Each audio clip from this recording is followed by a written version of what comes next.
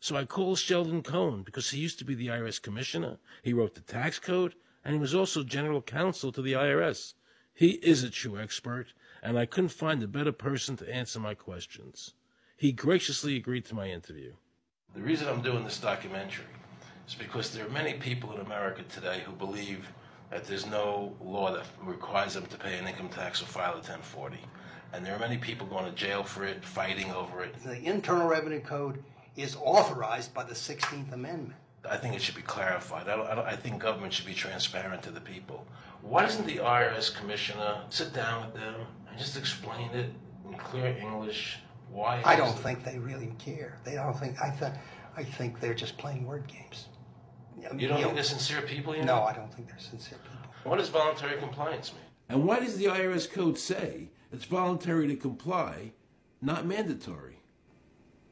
That's a word euphemism we use. We use voluntary compliance when we talk about traffic signals. Most people at 2 o'clock in the morning, do you stop at a red light?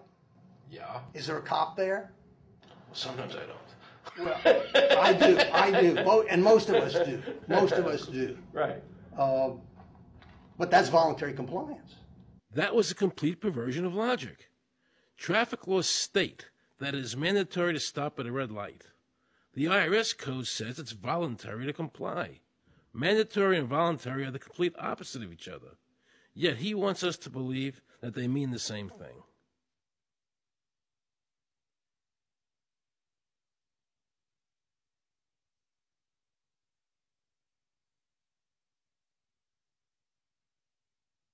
So can the government criminally prosecute somebody of information put on their 1040?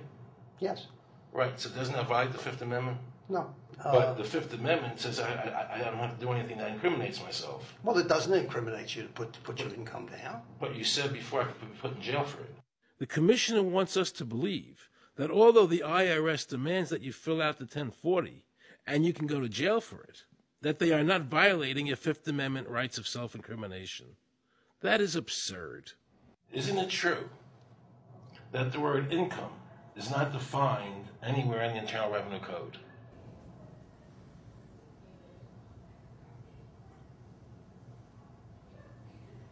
The law says that the government has a right to tax income from any source derived. So, but the word income is not defined in the code. It just says income without a definition That's right. of what income is. That's right. Correct? Yeah. There are many different kinds of taxes. Well, how can an American citizen know what income is if the code doesn't define it? If they're paying an income because tax... the courts have all defined it. Do you remember what constitutional attorney Edwin Vieira said? The definition of income in the Constitution was given in the Eisner versus Macomber case, and it turns on gains or profits that are made from some activity. So the Supreme Court has ruled income is not wages, it's not labor, it's gain from corporate activity. I believe that a man's labor is his private property. That's your view, but it's not the law. The Supreme Court's even said your labor is your private property. When I go to work for somebody, it's a trade. It's an even exchange. I do some work, you give me some money.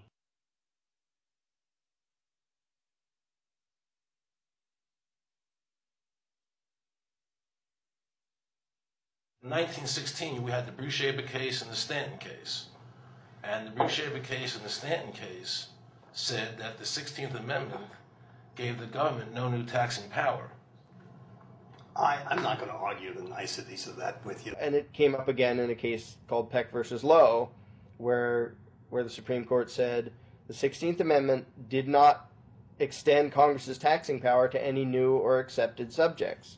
In other words, if you weren't taxable before the 16th, you weren't taxable after the 16th. Today I interviewed a juror, who sat on a case, and they found the person not guilty for lack of filing, okay?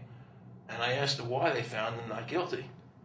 And she said because the IRS couldn't show us the law that made him liable to file a 1040. All they need to do, if there is a law, is to show us the law, which, of course, they never did.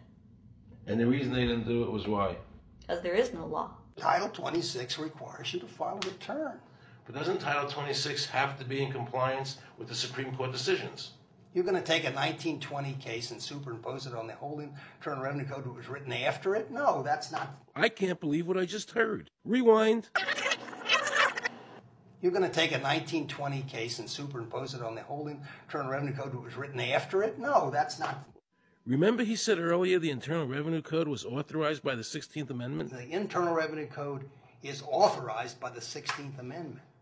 Remember, the Supreme Court said the 16th Amendment did not give the government any new taxing power. These decisions have never been overturned. Let's listen further. Can the lower courts overrule the Supreme Court? No.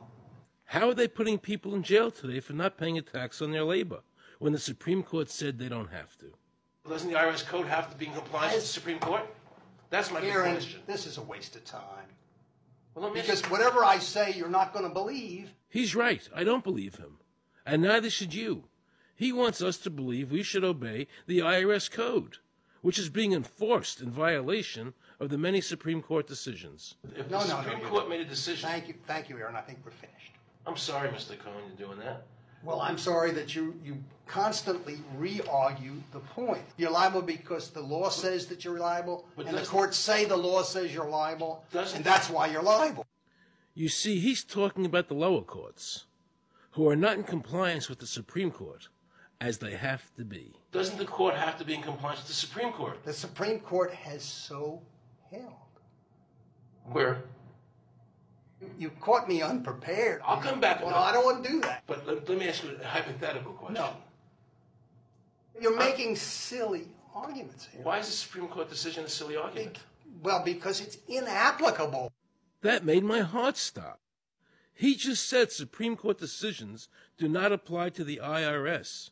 That's the behavior you would expect from a totalitarian country, maybe China or Russia or Cuba. Not from America. They're just making up the law as they go along. Now I knew the tax honesty movement was right. The IRS thrives on intimidation and fear, not by law. It's no different than a criminal protection racket, using force to extract your money from you. Then the former IRS commissioner, now working at a prestigious Washington law firm, threatens me. Watch. Aaron, you understand Yiddish. Cornish helfen. For those of you who don't understand Yiddish, that means nothing will help you.